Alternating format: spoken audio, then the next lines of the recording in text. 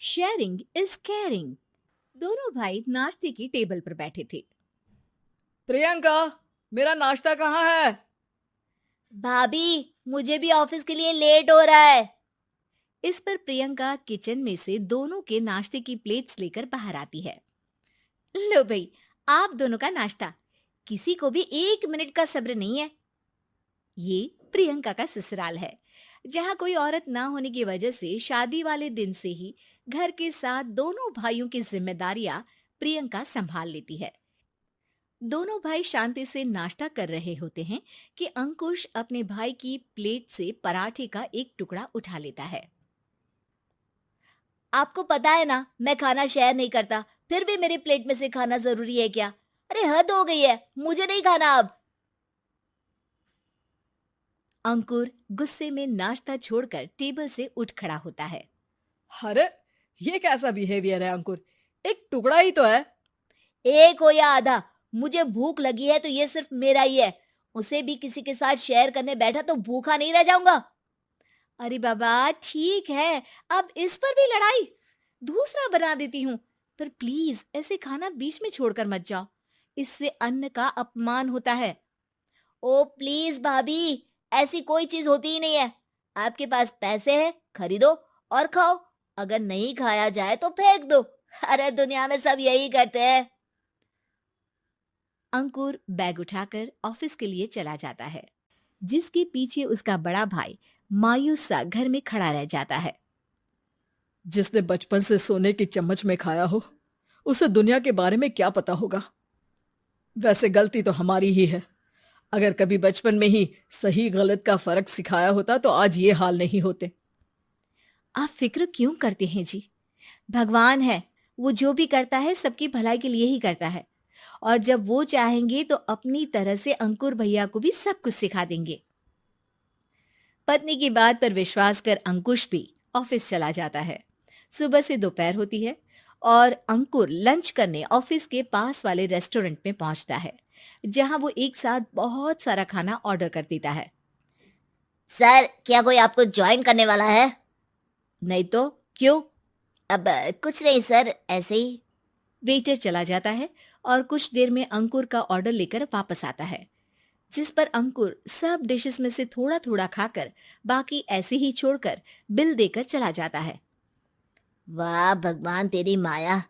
कहीं कोई एक एक टुकड़े के लिए तरसता रहता है और ये 5 लोगों का खाना ऑर्डर करके एक का भी पूरा नहीं खाते।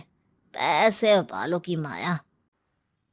वेटर टेबल साफ कर बचा हुआ सारा खाना लेकर रेस्टोरेंट के पीछे घूम रहे बच्चों के पास पहुंच जाता है, जिसे देख बच्चों के चेहरे खिल उठते हैं।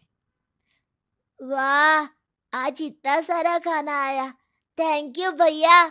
भगवान आपको खाने की फैक्ट्री बना दे। अगर ये फैक्ट्री मेरी होती तो तुम लोगों को कभी किसी का झूठा बचा हुआ खाना नहीं खाना पड़ता। चलो तुम लोग खाओ, पर ध्यान रखो किसी को पता ना चले, नहीं तो मेरी नौकरी चली जाएगी। इसी के साथ दिन बीतता है और रात को दोनों भाई एक साथ घर पहुंचते हैं। कुछ देर में सब डिनर करने बैठते हैं, जहां अंकुश अंकुर को समझाने की कोशिश करता है। अंकुर, अगर हमें लाइफ में सब कुछ मिला है, इसका ये मतलब नहीं कि तुम उसका गलत फायदा उठाओ, बल्कि तुम्हें उसकी मदद से दूसरों को भी मदद करनी चाहिए। भैया, जिनके पास नहीं है उनकी वजह मैं तो नहीं ना। और ऐसे बहुत लोग हैं जिनके पास सब कुछ है। इसलिए अगर मैं एक इंसान कुछ नहीं करूंगा तो कोई फर्क नहीं पड़ने वाला। तुम्हारे भैया बस एक चीज समझाना चाहते हैं कि जिस चीज की हमारे पास कमी नहीं है, उसे बर्बाद करने से अच्छा है कि लोगों के साथ शेयर करें। इससे हम सिर्फ सामान नहीं, खुशियां भी बांटते हैं, और इसमें तुम्हारा ज्यादा कुछ तो जाएगा नहीं। भैया भाभी की बात सुन अंकुर कुछ बोले बिना उठकर चला जाता है। इसी तरह दिन बीतते रहते हैं, जिसमें अंकुश और प्रियंका कोशिश तो बहुत करते हैं, पर अंकुर पर किसी भी चीज का कोई असर नहीं पड़ता। एक दोपहर अंकुर सैंडविच खाते हुए सड़क के किनारे चल रहा होता है। तभी उसकी नजर आइसक्रीम वाले पर पड़ती है और वो सैंडविच सड़क किनारे फेंक आइसक्रीम खरीदने पहुंच जाता है। अब इसे कहते हैं जिंदगी का सुख। जैसे ही अंकुर आइसक्रीम लेकर पीछे मुड़ता है, तो एक आदमी को सड़क से वही सैंडविच उठाते हुए देखता है। वो आदमी बहुत कमजोर, गरीब, जैसे बहुत दिनों से खाना ना खाया हो वैसा लग रहा था। अंकुर उसके पास जाकर खड़ा हो जाता है। उसे देखकर आदमी सैंडविच अंकुर की तरफ कर देता है।